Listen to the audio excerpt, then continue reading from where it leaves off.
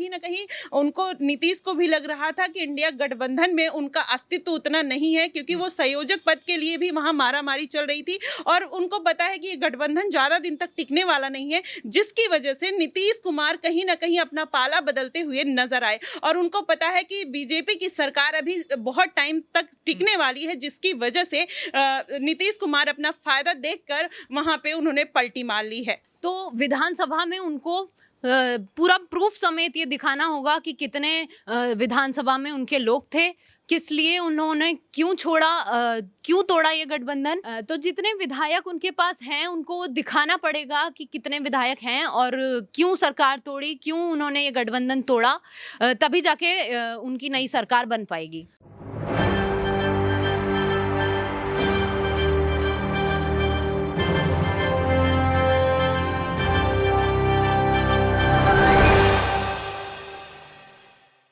नमस्कार, मैं दौलत शर्मा और आप देखना शुरू कर चुके हैं SPN9 न्यूज़ और स्वागत है आपका हमारे खास कार्यक्रम किस्सा सियासी है, जहां पर आज बिहार के सियासी किस्से की बात करेंगे। यहां पर नीतीश कुमार 9वीं बार CM पद की शपथ ले चुके हैं और फिर दोबारा तीसरी बार उनका गठबंधन NDA के साथ हो चुका है और यहां पर वो सरकार बना चुके हैं और पहली बैठक भी उनकी कैबिनेट की होने वाली है। यहां पर 9 मंत्रियों को जगह मिली है, जिसमें JDU, भाजपा और एक निर्दलीय विधायक यहां पर मौजूद है। लेकिन अभी भी यहां पर कहा जा रहा है कि ये सरकार तो बन गई, ये गठबंधन तो हो गया, लेकिन अभी भी इस गठबंधन में कई सारी मुश्किलें सामने आ सकती हैं। यहाँ पर RJD हार नहीं मानी है। तेजस्वी का कहना है कि 2024 में पूरी तरीके से जो ये JDU है वो पार्टी खत्म हो जाएगी, क्योंकि इंतजार यहाँ पर लोकसभा चुनावों का हो रहा है। और बात अगर यहाँ लोकसभा चुनावों की हुई है तो बात की जाए इंडिया अलायंस की, जिसकी शुरुआत यहाँ पर सबसे पहले नीतीश कुमार ने की थी। TMC और कांग्रेस जैसे दल को एक साथ एक स्टेज पर लेके आने वाला ये कारनामा नीतीश कुमार ने ही करके दिखाया था, लेकिन अब नीतीश कुमार ही इस इंडिया अलायंस को छोड़कर चले गए और अब कहा जा रहा है कि ममता बनर्जी वो दूसरी नेत्री होंगी जो इंडिया अलायंस के छोड़कर जाएंगी, क्योंकि सीटों का विवाद अगर नीतीश कुमार को खल सकता है तो कहीं ना कहीं ये सीटों का विवाद ममता बनर्जी को भी खल सकता है, जिन्होंने यहां पर पूरी तरीके से बंगाल की राजनीति पर कब्जा जमाया हुआ है। लेकिन यहां पर कहा जा रहा है कि विश्वास मत की बात जब आएगी तो यहां पर नीतीश कुमार, उनका गठबंधन यहां पर फेल हो सकता है। यहां पर तेजस्वी यादव या फिर लालू प्रसाद यादव मांग सकते हैं कि आप यहां सबूत दीजिए कि कितने लोग आपके साथ हैं, यानी अब कागजों पर यहां पर मोहर चाहिए है कि कितने लोग यहां पर JDU के साथ हैं, कितने लोग BJP के साथ हैं और यहां पर पूरी तरीके से विश्वास मत विधानसभा में दिखाना होगा, वरना ये बनी बनाई नई नवेली सरकार यहां पर टूट सकती है और राष्ट्रपति शासन यहां पर लागू हो सकता है। और ऐसे में भारतीय जनता पार्टी जहां सोच रही थी कि बिहार में JDU को अपने साथ लेकर हम लोकसभा चुनाव की 49 सीटें यहां जीतेंगे, वो सपना कहीं ना कहीं धूमिल हो सकता है। कई सारे मुद्दे यहां पर हैं, कई सारे विवाद यहां पर हैं और उन्हीं विवादों से जुड़े कई सारे सवाल हमारे पास हैं और इन सवालों का जवाब देने के लिए मेरी दो साथी मेरे साथ मौजूद हैं। यहाँ पर शिखा तिवारी हैं और साथ ही माही सिंह हैं, उनसे यहाँ पर सवाल करेंगे। सबसे पहला सवाल यहाँ पर माही से होगा कि क्या जो ये गठबंधन आज हुआ है, क्या ये गठबंधन लोकसभा चुनाव 2024 तक टिक पाएगा? क्योंकि तेजस्वी यादव कह रहे हैं कि 2024 चुनाव लोकसभा आने दीजिए, ये गठबंधन खत्म हो जाएगा, क्योंकि नीतीश कुमार कभी किसी के साथ यहाँ पर सहसम्मति से नहीं रह सकते। क्या लगता है कि तेजस्वी यादव सही कह रहे हैं कि गठबंधन अब टूटता नजर आएगा, सरकार बनने से पहले ही यहाँ टूट की बात हो गई है?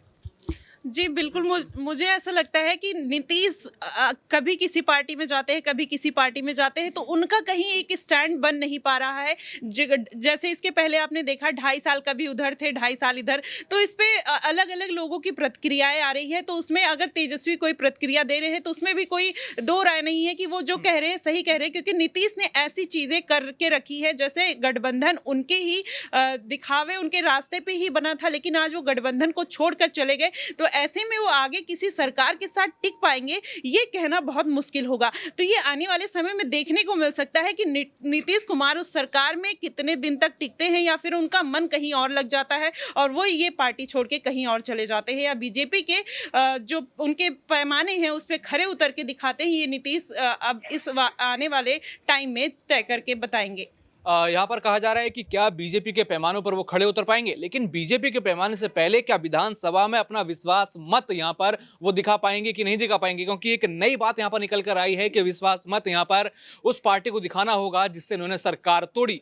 तेजस्वी यादव तो यहाँ पर अभी भी अपने आप को मुख्यमंत्री माने हुए हैं। वो कहते हैं कि यहाँ पर इनका अलायंस 2024 में टूट जाएगा। अगला सवाल यहाँ पर शिखा से करेंगे कि क्या यहाँ पर विधानसभा में बड़ी मुश्किल आ सकती है, क्या यहाँ उनको दिखाना पड़ेगा? यानी वो कहते तो हैं कि हमारे पास इतने 7 लोग हैं, क्या उन लोगों को अब कागजों पर दिखाने की जरूरत है यहाँ पर नीतीश कुमार और जेडीयू को?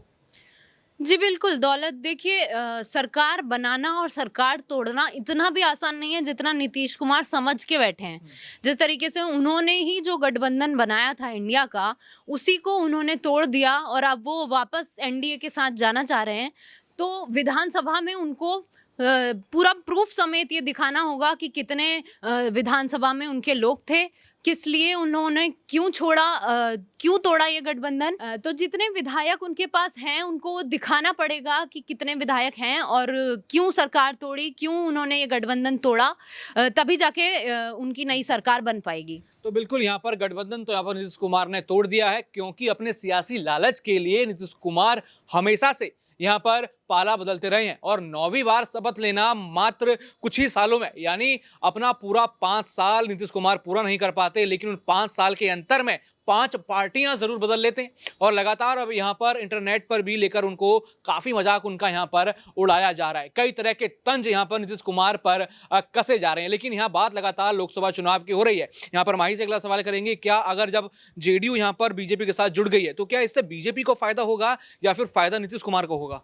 देखिए, यहाँ फायदा दोनों को होगा, क्योंकि इनका जो बीजेपी ने जो टारगेट रखा है कि वहाँ के दलित वोटों को साधने का काम करना चाह रहे हैं। जैसे उन्होंने अभी विजय सिन्हा और लोगों को, सम्राट को वहाँ पे बनाया, डिप्टी सीएम बनाया, तो कहीं ना कहीं उनका ये है कि उनको लोकसभा में अपना पूर्ण बहुमत साबित करना है, जिसकी वजह से वो नीतीश सरकार के साथ आए हैं। और आने वाले समय में बीजेपी को तो इससे फायदा होने वाला है और कहीं ना कहीं उनको, नीतीश को भी लग रहा था कि इंडिया गठबंधन में का अस्तित्व उतना नहीं है, क्योंकि वो संयोजक पद के लिए भी वहां मारामारी चल रही थी और उनको पता है कि ये गठबंधन ज्यादा दिन तक टिकने वाला नहीं है, जिसकी वजह से नीतीश कुमार कहीं ना कहीं अपना पाला बदलते हुए नजर आए। और उनको पता है कि बीजेपी की सरकार अभी बहुत टाइम तक टिकने वाली है, जिसकी वजह से नीतीश कुमार अपना फायदा देखकर वहां पे उन्होंने पलटी मार ली है।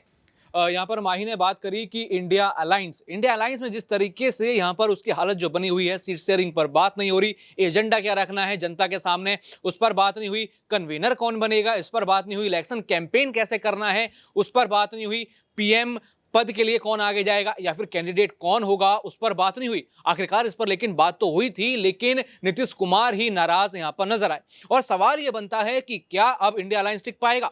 शिखा से अगला सवाल करेंगे, क्या आपको लगता है कि इंडिया अलायंस अब नीतीश के जाने के बाद टिक पाएगा? क्या और बाकी नेता उस तरीके से अलग अलग पार्टियों को संभाल सकते हैं जैसे नीतीश कुमार ने संभाल कर सबको एक स्टेज पर वो लेकर आए थे? जी दौलत, देखिए इंडिया अलायंस की बात करें तो नीतीश कुमार ने तो अपना पल्ला झाड़ ही लिया है बिहार में वहाँ से।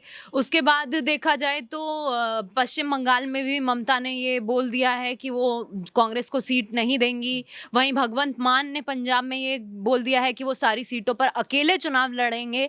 तो ऐसे में इंडिया अलायंस का जो फ्यूचर है वो थोड़ा डगमगाता हुआ दिखाई दे रहा है, क्योंकि जो मुख्य नेताओं ने उसे मिलकर बनाया था वही खुद अब उससे अपना पल्ला झाड़ के जा रहे हैं, जिसके बाद इंडिया अलायंस में सिर्फ कांग्रेस बच रहा है जो अकेले खुद का वजूद भी खोता नजर आ रहा है। तो बिल्कुल यहाँ पर लोकसभा चुनाव से पहले इंडिया अलायंस में बड़ी खटास जली है, जहां इंडिया अलायंस को देखते हुए भाजपा को थोड़ा बहुत तो सदमा लगा होगा कि हम कांग्रेस से अकेले लड़ लेंगे, जेडीयू से अकेले लड़ लेंगे, आरजेडी से अकेले लड़ लेंगे, ममता बनर्जी तक से भी अकेले लड़ लेंगे। लेकिन जब ये दल एक साथ आए थे तो कहीं ना कहीं माथे पर सिकन यहाँ पर मोदी शाह के भी थी।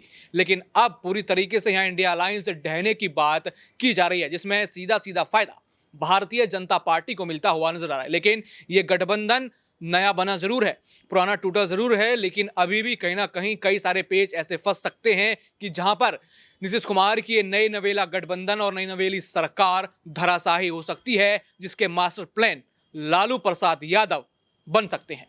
बाकी और भी ऐसी खबरें जानने के लिए देखते रहिए SPN9 न्यूज। धन्यवाद।